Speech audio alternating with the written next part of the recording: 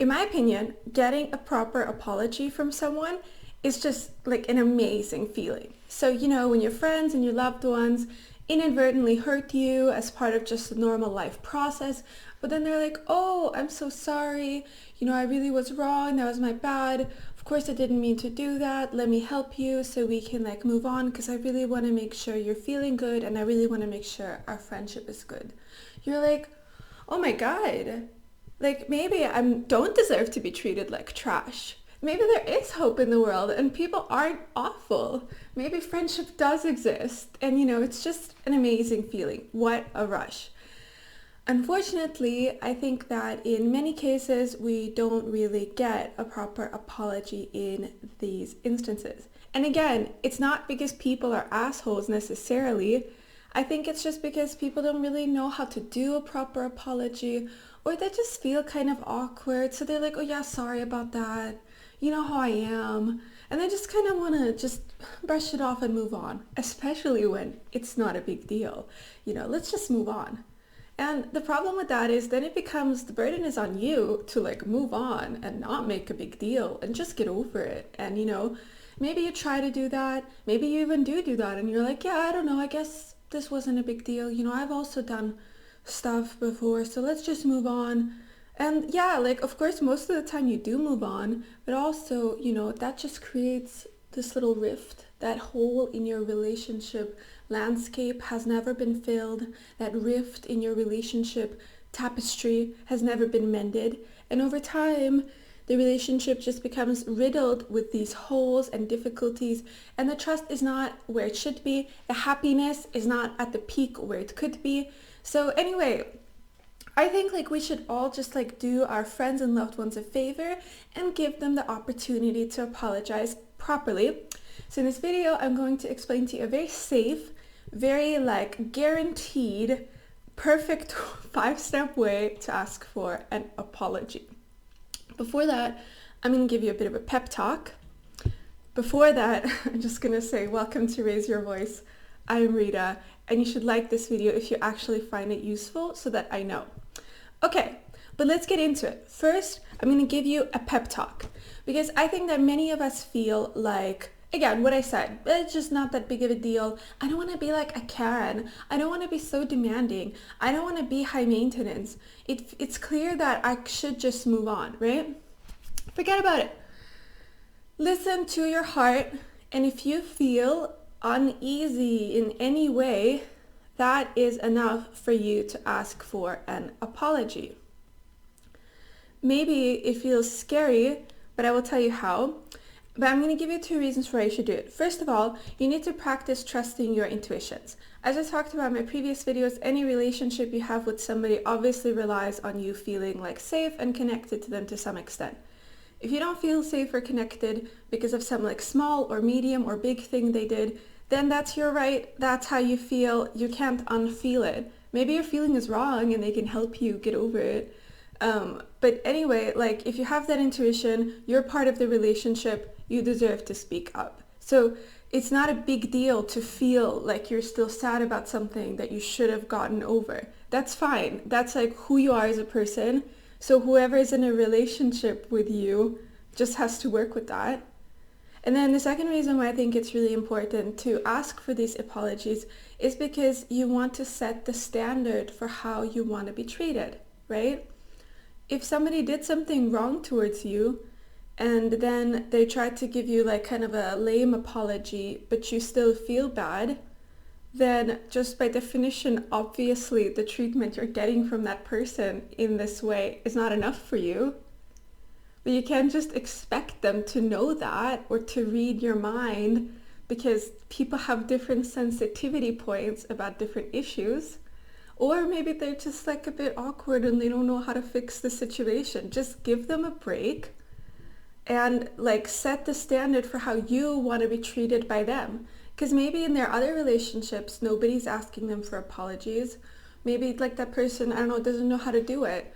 Just set the standard, stand up for yourself, and trust your emotions.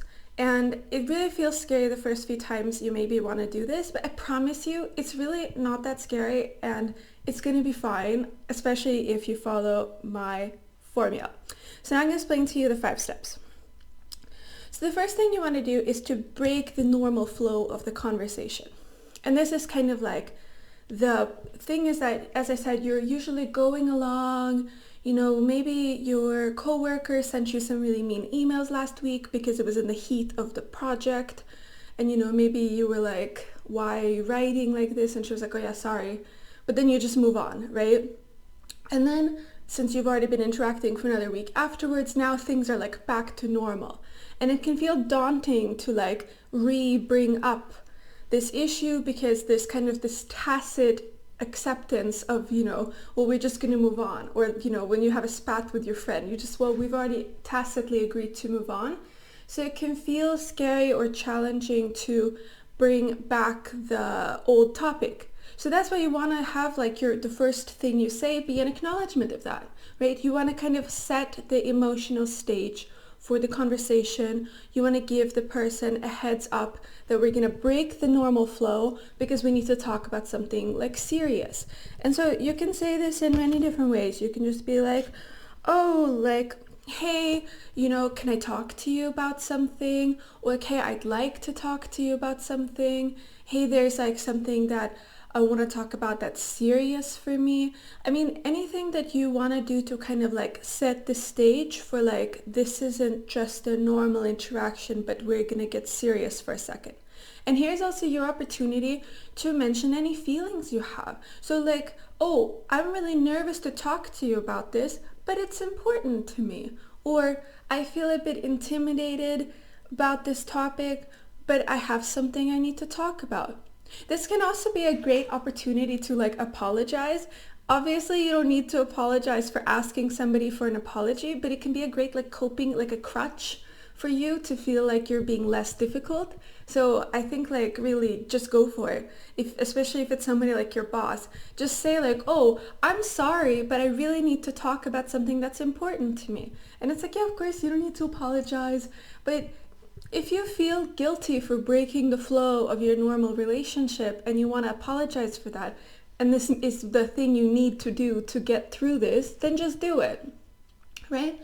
So anyway, break the flow by like setting the stage and saying this isn't a normal conversation and bringing up any feelings you have, right? So you're like, hey, can I talk to you about something? I feel a bit nervous and awkward bringing this up, but it's important to me. Amazing. Okay, so step 2 is going to be to bring up the situation specifically. And again, you want to like reference that, maybe some time has gone by, maybe time hasn't gone by, but you just want to like make it really clear what this conversation is going to be about. So you want to say like, I'm still thinking about those emails exchange we had last week, or how you raised your voice at me yesterday at the grocery store, or like, do you remember when? Or, oh, that time last week when we had that fight? So you just want to like really, again, direct the attention of the other person to the specific incident. And you also want to do it in a way that acknowledges that like, they were there. So it's like, oh, do you remember this thing? Do you know how I'm still thinking about this thing? Basically, you just want to like call back to the specific incident. And again, you don't need to bring up, oh, do you remember when I said this and you said that and you said this? But you just want to be like specific enough that they understand what the situation is about. Because for some people, if they've convinced themselves that something is not a big deal, they might not even understand what you're talking about. Because a lot of people just kind of push down any guilt about anything. So if you were like, oh, do you remember when you hurt my feelings last week? They'd just be like, what? What? So you want to be like, oh, do you remember last week we were working on this project together and we were emailing back and forth and you sent me those 2 emails when you called me a bitch? I really want to talk about that. I hope you guys are not getting called bitch by your coworkers, but I know it happens. Okay, so you've broken the flow. You've brought up the situation specifically. The next step is to say your perception of their behavior in the aftermath. So you don't want to say like, oh, I thought, remember when we had that fight at the grocery store, I felt you were being so aggressive, blah, blah. That, you don't need to talk about it right now. What you want to talk about is how you feel they've behaved since then. Because the reason you're asking them for an apology is because you feel you haven't gotten one and you need one. Then you just want to communicate that that's how you perceive it. So again, you want to say something like, to me, it seems like you just want to move on and get over it. Or I feel that we never really resolved that conflict. Or my perception has been that the situation is a bigger deal to you, to me than it is to you. Or like, I get the sense that you thought it wasn't a big deal, but for me, it's like I'm not feeling that good. So what is the purpose of this step? The purpose of this step is to kind of, again, get on the same page. Because like in your eyes, maybe you feel like, yeah, they just want to move on. But maybe that's not really true. Maybe it's like they just didn't know what to say or how to say it. So you don't want to like accuse them of anything. And you want to just keep the focus on you. So again, you feel like they just wanted to brush it off. You feel like they haven't talked about it, whatever. So you say how you think they've acted. The fourth step, this is the hard one, that's when you go into your current feelings. So you're like, I got the sense that you just wanted to move on, but I can't move on right now. Or I just haven't been able to stop thinking about it. Or I still feel really hurt by the situation. So you're like, you want to make it clear to the person that you're not just like fucking with them for the sake of like humiliating them into giving you an apology, but like you want to show them the actual feeling state you have. So that like, because presumably even if they're a colleague, they care a bit about your feelings. So you say, but I haven't been able to move on, and then you want to explain a bit about how you feel. So for example, but I haven't been able to move on, and since then I'm really nervous whenever I have to write an email and I feel that things are really tense between us. Or you're like, since then I feel that there's been a bit of a distance between us and I feel uncomfortable talking about like my feelings with you. Or you're like, I just haven't really been able to move on, and since then I've just felt sad every day because I just was really hurt by the things you said. So you want to give them like a picture of how the situation is still affecting you, right? Because you're like asking for help, so you need to show them how it's actually affecting you. And I know it's really difficult to be vulnerable like this, but again, you don't need to go into like the greatest detail. You don't need to be like, oh, I cried last night and this morning I cried again, and then in the shower I was screaming and I just can't stop thinking about it. I mean, you can say that if you want to, but you can just choose the level of detail you want to share. You can say, I felt sad every single day and it's really bothering me. Or you can just be like, yeah, and I feel really down about it. So nobody's forcing you to do anything here, but you just want to give the person an opportunity to actually like participate in your emotional landscape. Because presumably, like the more they know about how you feel, the more they're able to help you with it. And in many cases, people really don't understand how you feel, not because they don't care, but just because that's like how being a human works, is like they just missed something. There was like a bit of a wire crossed somewhere. So just help them out, right? And then the final step is saying what you need from them, right? This, in my experience, is like a really vital step, because by this time, I think that person honestly is like panicking a little bit, because if they haven't apologized, that means that they like either thought their apology was good enough already, or they've convinced themselves that this thing was not a big deal, so you should get over it.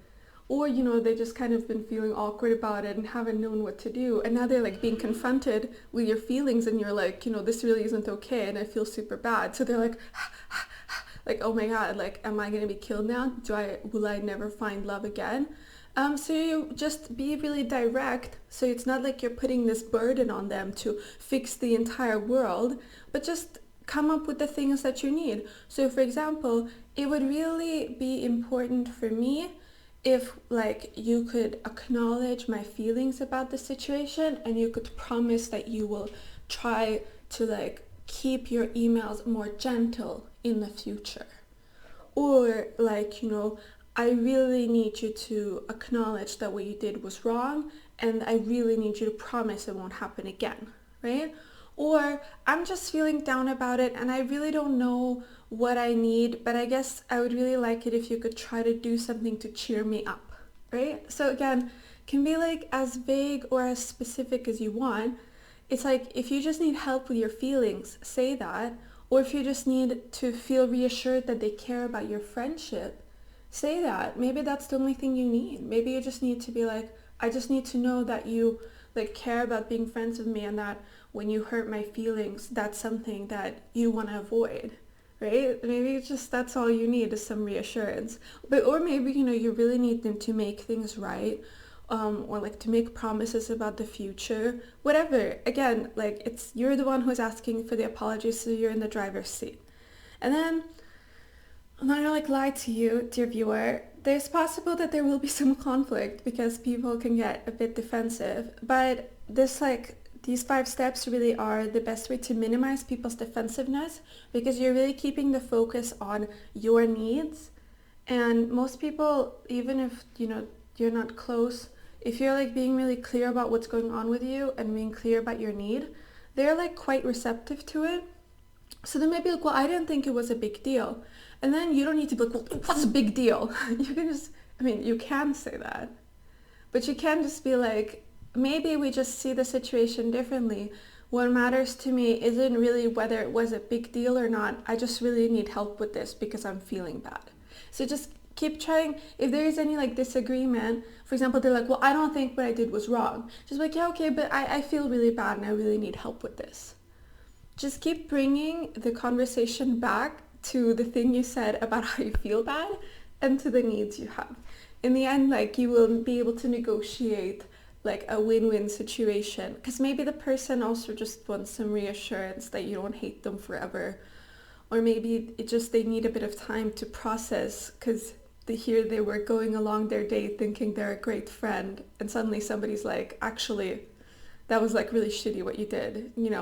Takes a second for those like alarm bells to fade down. So have some patience, and just keep the conversation focused on how you feel and what you would like from them, and like emphasizing like your goal. So for example, with a colleague, maybe you would say like, yeah, maybe it wasn't that big of a deal, but I feel really bad. I really need you to promise to change because it's important for me to maintain our professional communication. I need to feel like things are stable between us so we can continue working together. Or with a friend, you're like, okay, fine, but I just really need this because, I care about you so much and I like feeling comfortable and open with you. Okay? So that's the negotiation phase. In the end, you bring things back to your feelings, talk about your needs, and reassure them by like talking about your mutual goal in the relationship. So I'm just going to tell you the 5 steps as a summary, and then I'm going to tell you about some other videos I will be making in this series. So the summary is, you want to break the normal flow of the conversation. You want to bring up the specific situation so they know what you're talking about. You want to bring up your perception of their behavior in the aftermath. You want to talk about your current feelings and what you're experiencing. And finally, you want to say what you need from them. And then in the aftermath, if there's some back and forth, just keep gently bringing it back to your feelings, what you need from them, what you want from the relationship. Anyway, before I finish this video, I just wanted to say that I'm making this whole series on things you can do, how to stand up for yourself, like how to shut down a behavior, how to ask somebody to care more about a situation, how to deal with interruptions, how to renegotiate boundaries, all of these things. So if there's any aspect of standing up for yourself that you're specifically interested in hearing more about, you can feel free to comment it down below and I will definitely take it into account. Thanks very much for watching. Bye.